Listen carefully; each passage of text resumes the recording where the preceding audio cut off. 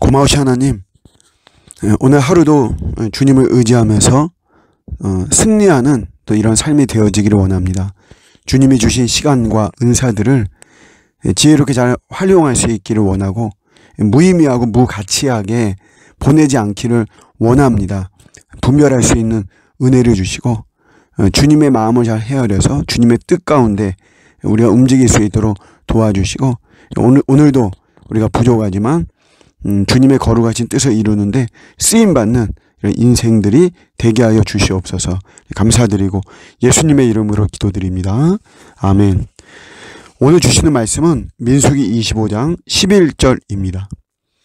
제사장 아론의 손자 엘르아살의 아들 비느하스가 내 질투심으로 질투하여 이스라엘 자손 중에서 내 노를 돌이켜서 내 질투심으로 그들을 소멸하지 않게 하였도다. 아멘.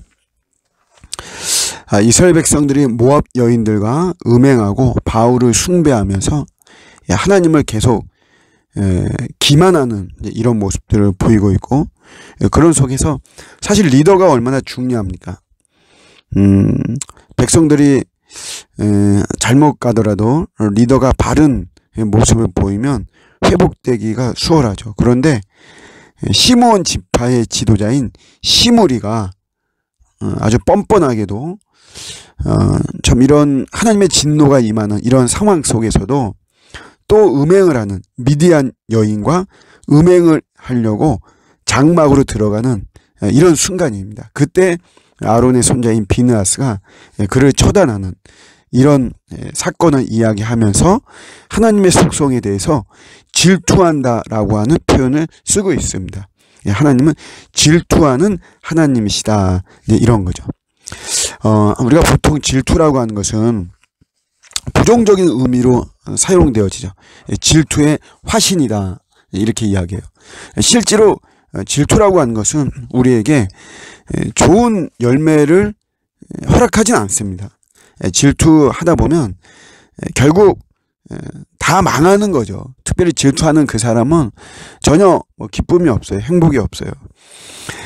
우리가 성경에서도 사울 왕이 그 좋은 그 은사를 받고 환경을 받았음에도 불구하고 다윗을 질투했죠. 질투. 그래서 결국 사울의 인생도 불행한 인생으로 마치는 것을 우리가 볼 수 있습니다. 그러니까 결코 질투라고 하는 것은 굉장히 우리 부정적으로 사용되어지는데, 하나님의 속성에 대해서 질투라고 하는 이런 단어를 썼다는 것이죠. 우리 하나님은 질투하는 하나님이시다. 근데 우리가 이제 요거에 대해서 올바르게 좀 알아야 됩니다. 우리가 이제 이런 말을 하죠. 하나님은 하나님보다 더 사랑하는 것, 이거를 우리 하나님은 질투하신다. 그런 것이 바로 우리가 우상 숭배다. 하나님 기뻐하지 않는다, 이렇게 이야기하면서 자녀들을 사랑하는 것을 이야기를 예로 듭니다. 우리가 자녀들을 너무 많이 사랑하면 그게 이제 우리 질투하는 하나님, 질투의 어떤 대상이 되어서 우리들에게 해코지를 하시고 우리들의 삶 속에 안 좋은 일이 생기는 이런 모습들. 그래서 우리가 자녀들을 더 많이 사랑하면 안 된다, 이렇게 이야기를 하죠. 그런데 방향은 맞지만 저희가 올바르게 알아야 됩니다. 하나님은 우리 부모들에게 모성애와 부성애를 주셨어요. 그래서 당연히 하나님, 우리 자녀들을 사랑해야만 됩니다. 하나님의 사랑을 느낄 수 있도록 해야 되는 것이 부모의 의무인 거죠. 저는 제가 받은 축복 중에 큰 축복 중에 하나가 하나님의 사랑을 부모님을 통해서 계시를 받았어요. 우리 부모님의 사랑, 저를 향한 사랑을 통해서 하나님의 사랑이 이런 것이구나. 우리 하나님은 정말 더 엄청나게 큰 그런 마음으로 나를 사랑하는구나. 이거를 부모님의 사랑을 통해서 알 수 있게 된 거죠. 그러니까 우리가 부모들이 자녀를 사랑하는 것은 당연한 것이에요. 그런데 이제 우리가 뭐가 문제냐면 왜곡된 사랑이 문제인 것이죠. 자녀들에 대해서. 그래서 자녀가 이제 우상이 됐다, 이제 이런 말 하잖아요. 자녀가 우상이 된 나머지 다른 아이들을 향해서 미움의 마음이 막 생기죠. 그렇다면 이거는 잘못된 거예요. 이거야말로 자녀를 우상 삼은 것입니다. 하나님보다 더 많이 사랑하고 그런 거죠. 또 심지어는 자녀를 사랑한다는 명목 때문에 하나님의 중요한 정의와 공의, 진실함, 공평함 이런 것들을 저버리게 되죠. 그리고 내가 어떤 책임이 맡았는데 오히려 그런 것들 편법을 사용해서 자녀들을 유리하게 하고 내가 가진 권력을 가지고 악용하고 이런 모습으로 우리가 자녀를 사랑한단 말이에요. 이런 왜곡된 사랑이 문제인 것이죠.